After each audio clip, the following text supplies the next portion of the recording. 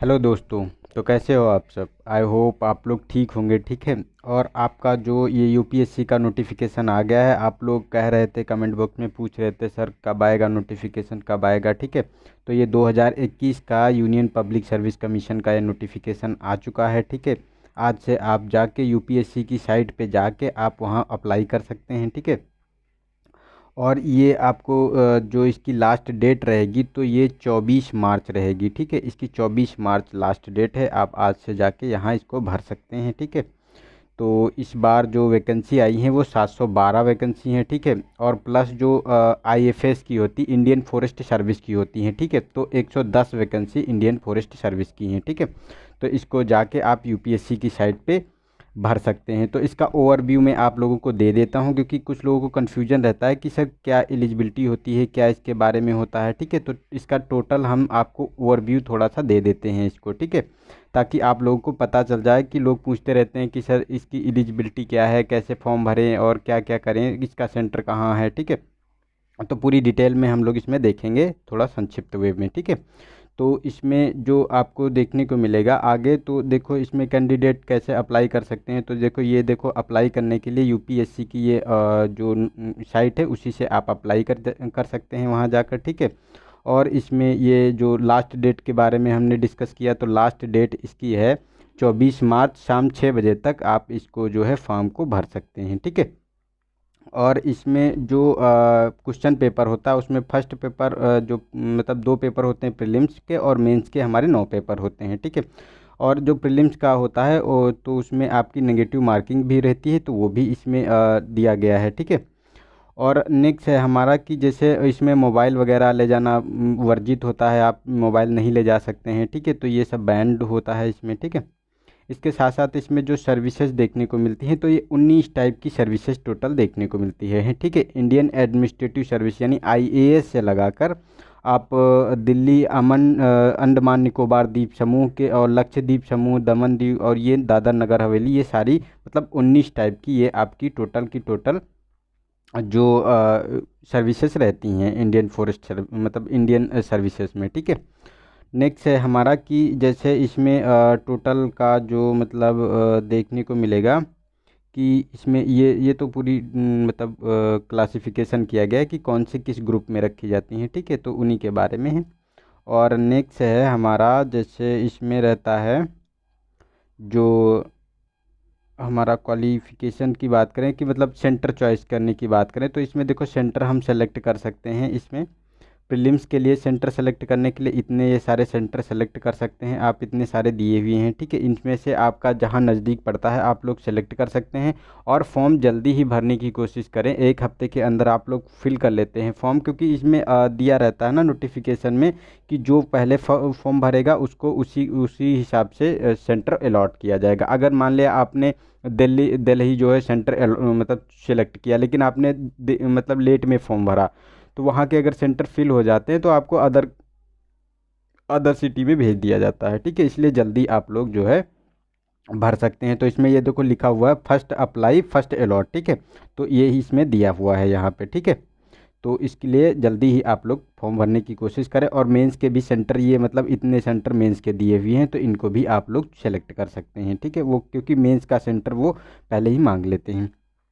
Next है कि planned examination की बात करें कि मतलब कैसे इसमें होता है, तो देखो यही प्रीलिम्स होता है, मेंस होता है। ठीक है। फिर इंटरव्यू होता है, उसी के बारे में पूरा ओवरव्यू दिया हुआ है। नेक्स्ट है हमारे एलिजिबिलिटी, तो एलिजिबिलिटी तो इंडियन होनी ही चाहिए। ठीक है। और इसमें तो इंडियन होनी चाहिए, और अदर ये जो इंडियन सिटीजन नेपाल भूटान ये लोग भर सकते हैं इसमें। ठीक है। तो उनके लिए होती। एज लिमिट की बात करें तो इसमें देखो एज लिमिट जो होती 21 ईयर कंप्लीट होनी चाहिए आपकी। ठीक है। और जो 32 ईयर से ज़्यादा नहीं होनी चाहिए जो जनरल कैंडिडेट होते हैं। ठीक है। तो इसमें कितने, जैसे 2 अगस्त से आपको 1989, 2 अगस्त 1989 से लेकर ये 1 अगस्त 2020 तक के कैंडिडेट अप्लाई कर सकते हैं फॉर्म इस बार का जो है। ठीक है। तो अगर आप लोगों को कन्फ्यूजन हो तो आप लोग इसको देख लीजिए।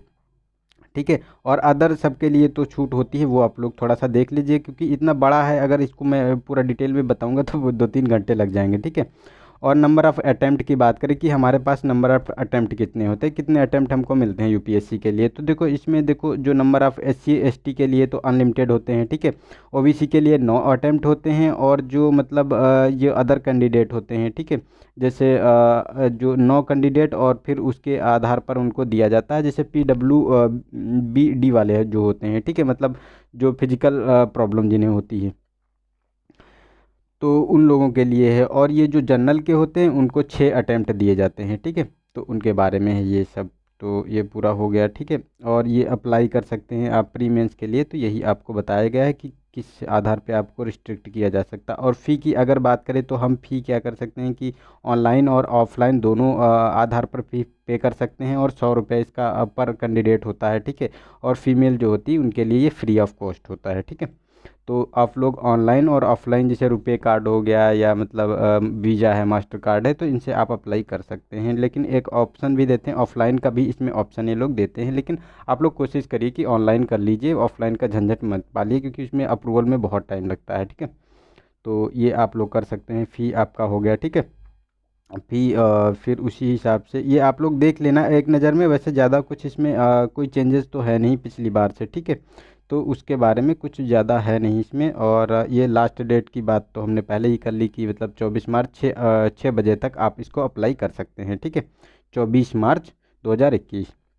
और करस्पॉन्डिंग विद कमीशन, तो इसमें वही एडमिट कार्ड के बारे में बताया जा रहा है, ठीक है। एड्रेस जो होता है, और आईडी आपको जो आईडी होता है उसको देना होता है, एक आईडी आपकी चाहिए होती है, ठीक है। और डिसेबिलिटी बेंचमार्क है, उसमें एक बच्चे एक लड़की थी जिसने उसमें पूछा था, तो ये पूरी कैटेगरी लिखी हुई है कि इसमें देखो 40% आपको अगर जो फिजिकल प्रॉब्लम है, ठीक है, आपकी जो डिसेबिलिटी है, अगर वो 40% है, ये एक्ट है हमारा जो सेक्शन है 3(4), इसके अंतर्गत RPWD एक्ट 2016 के अंतर्गत आपको जो है 40% आप अबव होने चाहिए। मतलब आपकी जो डिसेबिलिटी है वो 40% का ये सर्टिफिकेट बनता है जिला अस्पताल से, तो वो बना होना चाहिए, तभी आपको इसका जो है पूरा का पूरा फ़ायदा मिल पाएगा। अन्यथा अगर इससे 40% से कम है तो इसका फ़ायदा आपको नहीं मिल पाएगा, ठीक है। तो ये आप लोगों को देख लेना है इसका थोड़ा सा, ठीक है। नेक्स्ट है हमारा कि कैटेगराइज, तो यही मतलब देखो ये सारी कैटेगरी दी गई हुई है कि कौन सी डिसेबिलिटी की कैटेगरी है, ठीक है। तो उनको थोड़ा सा आप लोग एक नज़र में देख लेना। और एलिजिबिलिटी की बात करें कि रिजर्वेशन की, तो वो तो सभी के लिए है, ठीक है, जिसके लिए है वो अपना आप लोग देख लेना। और ये है हमारा, इसमें ये सर्विसेज के बारे में बात की जा रही है। और ये एग्ज़ामिनेशन है कि मतलब कौन कितने मार्क्स का होता है। तो प्रीलिम्स होता है कि प्रीलिम्स अगर आप क्वालिफाई करते हैं उसमें, जब प्रीलिम्स में जो होता है सेकेंड पेपर, जब सेकेंड पेपर में आप 33% मार्क्स ला पाएंगे, ठीक है, तभी आपका फर्स्ट जीएस का पेपर ये जो आपका चेक किया जाता है, ठीक है। अगर इसमें फेल होते हैं तो आपका पेपर चेक नहीं हो पाता है।